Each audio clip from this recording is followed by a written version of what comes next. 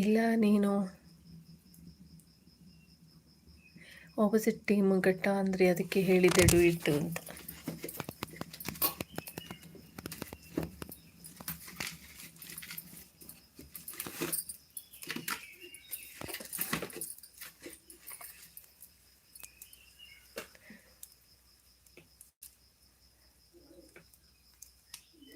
IPL ನೋಡಿದರೆ ನೀನು opposite team ಅಂದರೆ ಅಂತ. ಹಾಂ, ಜ್ಯೇಷ್ಠ ಕೂಡ ಮತ್ತೆ ಆಪೋಸಿಟ್ ಟೀಮ್ ಆಗ್ತಾಳೆ.